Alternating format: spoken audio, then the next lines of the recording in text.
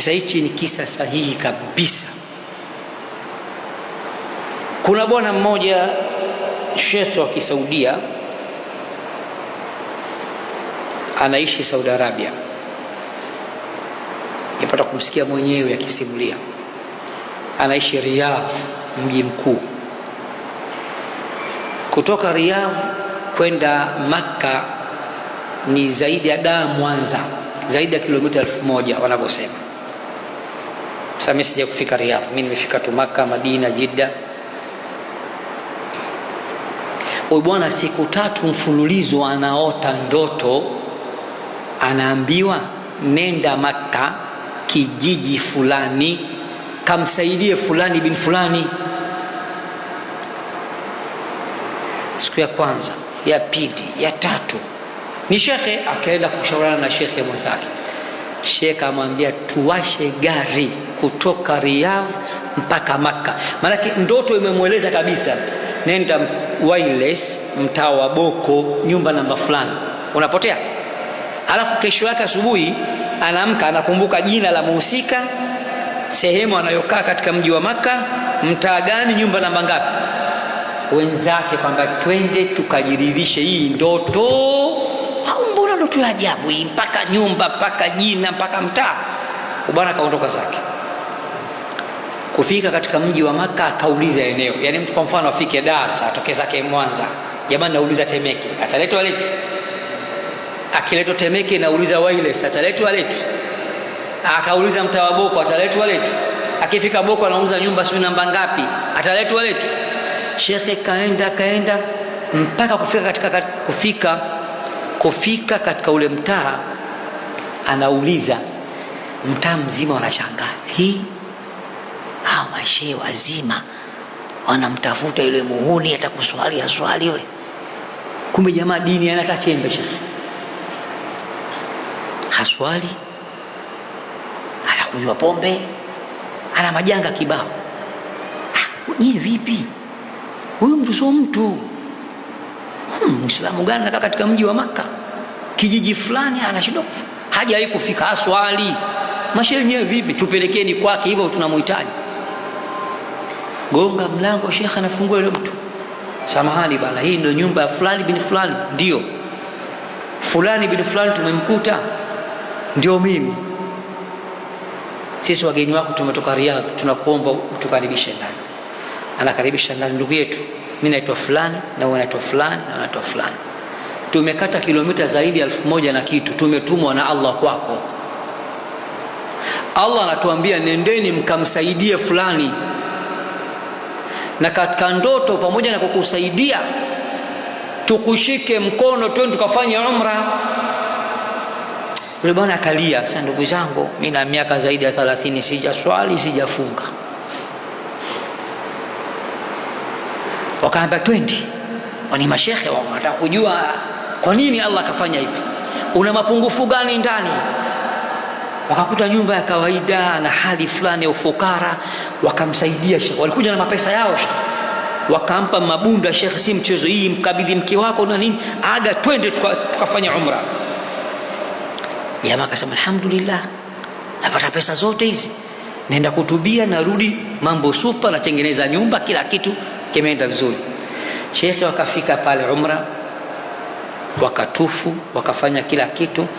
Anaswali rakaa 2, analia sana kwenye sijida. Kalia sana kwenye sijida. Wamekaa pembezoni mwake wanasikiliza. Huyu mpaka sasa hatujajua ana kitu gani huyu. Kwa nini tuambao tumlete huku? Shekhe kile kilio kwenye sijida ndio inna lillahi. Kafa kwenye sijida. Wale mabwana kalizana, ujamaa tunaambiwa aswali. Katuambia hajawahi kuswali, hajawahi kusujudu, hajafunga miaka 30. Huyu atakuwa na siri kubwa na Mungu. Huku kamkosea sana, kuna sehemu kamgusa sana Allah, kuna sehemu kafanya jambo huyu. Shekhe wakamkosha, wakamswalia katika pale msikiti wa Makka mbele al-Kaaba, wakamzika. Mwisho mzuri kapata maskini. Shekhe nyumbani kwa mkewe, bana pole sana, mumeo amekufa kwenye al-Kaaba. Wakamueleza kadha kadha, alilia sana. Tulikuwa tuko karibu naye tunasikilizia dua anazoomba, nalia kwa sababu tunataka tujue siri yake. Hatukuweza kujua, tulitegemea baada ya salamu tuulize hakuweza kutoka nje ya swala, amefariki. Tunakuomba mke wake, tueleze mume wako nini. Akasema wallahi mume wangu nimegombana naye sana kuswali. Namwambia Allah ametuchagua, tumezaliwa katika mji wa Makka, tunaishi katika mji wa Makka, watu wanatoka sehemu mbalimbali, wewe ufiki pale.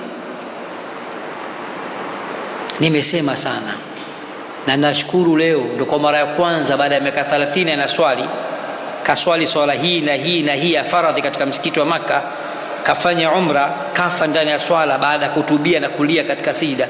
Mke anasema nashukuru, neema kubwa. Tueleze mume wako ana siri gani? Akasema jirani ana miaka zaidi ya 30 mumewe amefariki, kawaachia mjane na watoto. Tangia miaka 40 nyuma mpaka leo mume wangu anagawa mshahara wake paso kwa paso, nusu anatulisha sisi, nusu anawalisha hawa.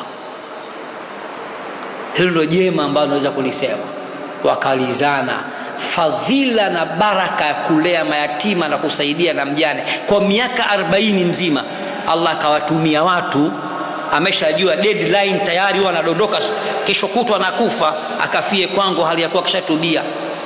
Nisimnyime pepo huyu wakati kakalea mayatima. Kwa jamani, sisi tunasaidia Sheikh Azizi kwa muda mfupi tujue, hata hao mayatima wenyewe kuna jazba ile.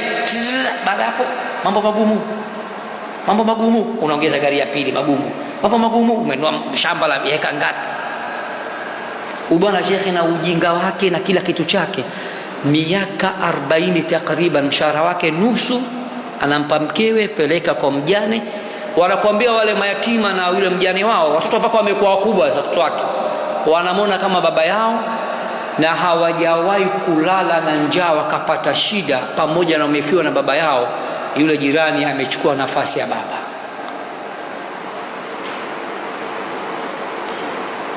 Kwa hiyo tusaidiane. Tukisaidiana utakuwa umewekeza, umejisaidia mwenyewe mbele ya Allah subhanahu wa ta'ala. Somo la leo tulikuwa tunazungumzia masomo mawili, namna ya kujuzu kwamba haijuzu kuomba msaada kwa asiyekuwa Allah, kwa misaada ambayo mwanadamu hawezi kumiliki.